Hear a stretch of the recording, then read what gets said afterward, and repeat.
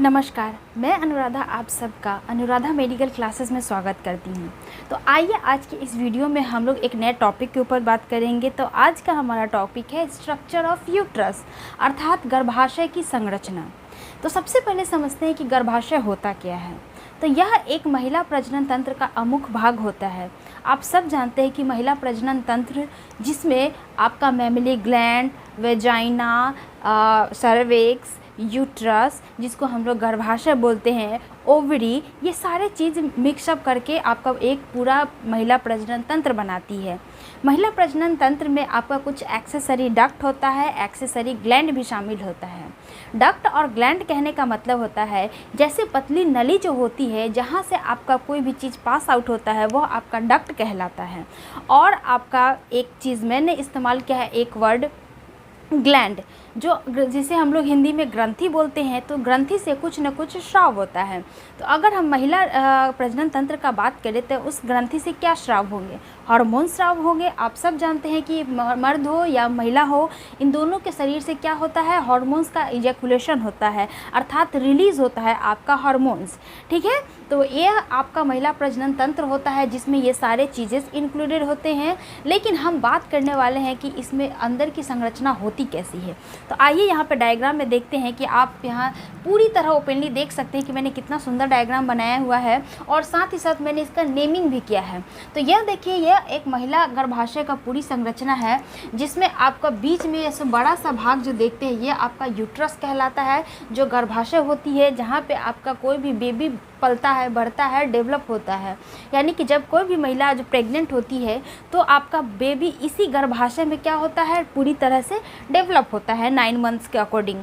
ठीक है, अब आइए इधर हम बात करते हैं कि ये दोनों तरफ एक फैला हुआ भाग आपको दिख रहा है, पतली सी नली जैसी, और ये बीच में आपका बड़ा सा भाग फूला हुआ दिख रहा है। इसको हम लोग ओवरी बोलते हैं, हिंदी में इसको अंडाशय बोलते हैं। क्या बोलते हैं? अंडाशय बोलते हैं। तो इस ओवरी का काम क्या होता है? एक ओवा को हर मंथ रिलीज़ करना। अब इस ओवरी में जो ओवा होता है जिसको हम लोग अंडा बोलते हैं, इंग्लिश में ओवा बोलते हैं, हिंदी में अंडा बोलता है, जो कहाँ से रिलीज़ होता है? आपका अंडाशय से, जिसको हम लोग क्या बोल रहे हैं? ओवरी बोल रहे हैं। और एक बात आप ध्यान रखिएगा कि कोई भी लड़की का जब जन्म होता है, जन्म लेने से पहले जो माँ के गर्भ में होती है, तभी इस अंडाशय में, इस ओवरी में बहुत सारे क्या होते हैं? आपके अंडा एक बार में ही बन करके रेडी हो जाते हैं और वो इनएक्टिव फॉर्म में रहते हैं, निष्क्रिय फॉर्म में रहते हैं, निष्क्रिय अवस्था में रहते हैं। और जब जब उसकी रिक्वायरमेंट होती है वो सक्रिय होकर के हर मंथ आपके उस गर्भाशय की पतली सी नली जिसको हम लोग फैलोपियन ट्यूब बोलते हैं, उसके माध्यम से होते हुए पीरियड्स के फॉर्म में शरीर से बाहर निकल जाती है। आप सब जानते ही होंगे इस बात को कि हर लड़की को, हर महिला को 12 वर्ष की उम्र में क्या होता है? पीरियड्स स्टार्ट हो जाता है। और जब पहली बार पीरियड्स स्टार्ट होता है तो उसको हम लोग बोलते हैं मिनार्की। क्या बोलते हैं? मिनार्की। ये जस्ट एक नाम है जिसको आप रिमेंबर करके रख सकते हैं। जो 12 से 13 वर्ष की अवस्था में जब किसी महिला को पहली बार पीरियड्स होता है तो उसको क्या बोलते हैं? मिनार्की बोलते हैं। और आप जानते हैं कि 40 से 50 वर्ष की अवस्था में क्या होता है? या पीरियड्स स्टॉप हो जाते हैं, जिसे हम लोग क्या बोलते हैं? मीनो पॉज बोल देते हैं। पॉज का मतलब ही होता है रुकना। जब कोई मूवी वगैरह देखते हैं तो हम लोग बीच में क्या करते हैं? स्टॉप कर देते हैं, दैट मीन्स वो रुक जाता है। तो ये पीरियड्स भी जब रुकता है तो उस टर्म को हम लोग मीनो पॉज बोल देते हैं। आई होप 2 चीज़ क्लियर हो गया होगा। ठीक है, तो अब आते हैं हम लोग अपने डायग्राम में। तो इस ओवरी से जो होता है आपका ओवा रिलीज़ होता है हर मंथ। ये वाला कॉन्सेप्ट मैंने बता दिया। अब देखिए, जब ओवा रिलीज़ होगा तो कोई ना कोई चीज़ उसको पकड़ने वाला चाहिए। अब मान लीजिए कोई छत पर से कोई चीज़ आपको फेंका जा रहा है, एक बॉल ही है, तो नीचे से क्या करते हैं? आप ऐसे हाथ पकड़ करके क्या करते हैं? उसको कैच करने का प्रयास करते हैं। तो जब इस ओवरी से आपका ओवा रिलीज़ होता है तो इस ओवा को पकड़ने के लिए कुछ ना कुछ चाहिए। तो यहाँ पर तो हम अपने फिंगर्स का, हथेली का इस्तेमाल करते हैं, लेकिन हमारे बॉडी के अंदर प्रकृति ने एक ऐसी संरचना बनाई है जो फिंगर लाइक स्ट्रक्चर होती है। आप देख सकते हैं कि ऐसे उंगली जैसा संरचना है जिसको हम लोग फिम्बरी बोल रहे हैं। क्या बोल रहे हैं? फिम्बरी बोल रहे हैं, जो आपके ओवरी से निकलने वाले ओवा को क्या करती है? पकड़ के रखती है और उसको कैच करती है। तो यह आपका फिम्बरी का मेन काम हो गया।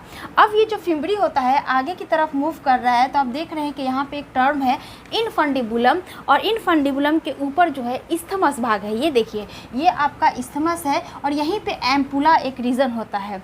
तो इस्थमस और एम्पुला रीजन जो बोलते हैं, यहाँ पे आपका फर्टिलाइजेशन फर्टिलाइजेशन का प्रोसेस होता है। अर्थात कोई भी स्पर्म, आप जानते हैं कि वेजाइना से होते हुए सेक्सुअल इंटरकोर्स के बाद आप किसी स्पर्म को वेजाइना के थ्रू क्या करते हैं, अंदर में एंट्री कराते हैं, तो ये धीरे धीरे मूव करते करते कहाँ जाता है, आपके इसी वाले रीजन पे जाता है, फैलोपियन ट्यूब के यही इस्थमस एम्पुला वाला रीजन पे जाता है, जहाँ आपका क्या होता है, इस ओवरी से ओवा रिलीज होते हुए यहाँ पे पहुँचता है और दोनों वही वाले रीजन पे सहयोग करता है, जिसको हम लोग इस्थमस एम्पुला रीजन बोलते हैं। तभी जाकर के फर्टिलाइजेशन का यानी कि निषेचन की प्रक्रिया संपन्न होती है। नहीं तो अगर यहाँ पे निषेचन होगा तो फिर वो नहीं फर्टिलाइज़ करेगा। यहाँ पे अगर एक के साथ मिल रहा है तो फिर वो फर्टिलाइज़ नहीं हो पाता है, बिकॉज फर्टिलाइजेशन के लिए ओवा को क्या होता है, एक पूरी तरह मैच्योर होना बहुत रिक्वायर्ड होती है और पूरी तरह मैच्योर ओवा वहीं पे होती है जहाँ पे फर्टिलाइजेशन का प्रोसेस होता है। आई होप आपको समझ में आ गया होगा। अब ये देखिए, आपको गर्भाशय के ऊपर एक फूली हुई संरचना देखने को मिलता है जिसका नाम होता है फंडस। क्या नाम होता है, फंडस होती है। जब भी प्रेगनेंसी कंसीव होती है तो आप देखते हैं कि महिला का पेट क्या होता है, फूल जाता है। कुछ ऊपर की तरफ भी होता है और बाहर की तरफ होता है। ऊपर की तरफ फूलने का रीज़न यही होता है कि आपका फंडस वाला रीज़न क्या होता है, थोड़ा सा ऊपर की तरफ लिफ्ट अप हो जाता है ताकि एक बेबी का पूरा तरह से डेवलपमेंट हो सके। ठीक है, अब नीचे हम लोग मूव करते हैं यूट्रस में, तो यहाँ पे 3 लेयर पाई जाती है। सबसे बाहरी वाली लेयर को पेरीमेट्रियम बोलते हैं, बीच वाले को मायोमेट्रियम बोलते हैं और सबसे अंदर वालों को क्या बोलते हैं, एंडोमेट्रियम बोलते हैं। ये गर्भाशय की 3 मुख्य लेयर होती है जो आपके किसी भी बेबी को फॉर्मेशन के लिए प्रोटेक्शन प्रदान करती है। आप समझ सकते हैं कि आपका बेबी कितना नाजुक है और उस बेबी को क्या करने के लिए, प्रोटेक्शन देने के लिए आपका गर्भाशय एक मोटी सी दीवार जैसी संरचना बना लेती है जिसमें मुख्यतः 3 लेयर होती है। बाहरी वाली को पेरीमेट्रियम, बीच वाले को मायोमेट्रियम और सबसे अंदर वाले को एंडोमेट्रियम बोलते हैं। अब जब प्रेगनेंसी कंसीव होती है तो ये तीनों किसी बेबी के चारों तरफ पूरी तरह मोटी झिल्ली जैसी संरचना बनाती है, जिसको हम लोग बाद में प्लासेंटा के टर्म में बोलते हैं। जब डिलीवरी होता है तो आप जानते हैं कि बहुत सारा वेस्ट मटेरियल जो होता है वेजाइना के थ्रू बाहर निकलता है। उस जो लिक्विड सबस्टांस होते हैं उसको हम लोग क्या बोल देते हैं, प्लासेंटा बोल देते हैं, जो आपके बेबी के चारों तरफ से एक मोटी दीवार के रूप में काम करते रहता है और इसमें आपका बेबी क्या होता है, सुरक्षित रहता है। आई होप आपको समझ में आ गया होगा। अब एक और कॉन्सेप्ट यहाँ पे बता देती हूँ, चूँकि यूट्रस का बात कर रहे हैं। जब भी पीरियड्स होते हैं तो ब्लीडिंग होने का मुख्य काम होता है इसी एंडोमेट्रियम का टूट जाना। क्या होना, इसी एंडोमेट्रियम का टूट जाना ही आपका प्रेगनेंसी कंसीव ना होने का मतलब कि आपको निर्देश देता है। और साथ ही साथ ये वाली लेयर जो होती है मोटी हो जाती है, यह वेट करती है हर मंथ कि कोई स्पर्म आएगा और फर्टिलाइजेशन के बाद एक बेबी का निर्माण करेगा। लेकिन जब ऐसी प्रक्रिया नहीं होती है तो यह अंदर वाली जो दीवार होती है वो मोटी हो चुकी होती है और यदि यह नहीं टूटेगी तो आप सोचिए कि ये मोटी होते होते पूरे गर्भाशय को ब्लॉक कर देगी। तो ये गर्भाशय ब्लॉक ना हो इसलिए हर मंथ आपको पीरियड्स होते हैं और पीरियड्स के टर्म में ओवा के साथ साथ ये वाली लेयर जो मोटी हो चुकी होती है वो टूट करके थक्का के रूप में ब्लड के साथ बाहर रिलीज हो जाती है आपके बॉडी से। आई होप आपको समझ में आ गया होगा। और ये है आपका सर्विक वाला रीजन और नीचे आपका वेजाइना। तो पता ही है कि ये फीमेल रिप्रोडक्टिव का सबसे एंड वाला भाग होता है जहाँ से आपका क्या होता है, यूरिन के साथ साथ पीरियड्स वाले ब्लीडिंग भी यहाँ से रिलीज होते हैं। और ये सर्विक्स होते हैं जहाँ पे आपका कॉन्ट्रैक्शन और रिलैक्सेशन वाला प्रोसेस होता है। जब बेबी का चाइल्ड बर्थ होता है तो यहीं पे आपका कॉन्ट्रैक्शन लगता है।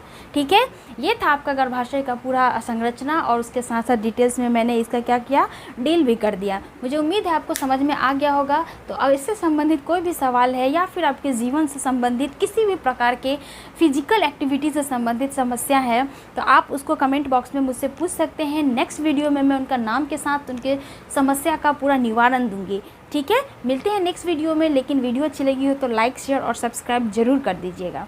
अपना ध्यान रखिएगा। मिलते हैं नेक्स्ट वीडियो में। जय हिंद।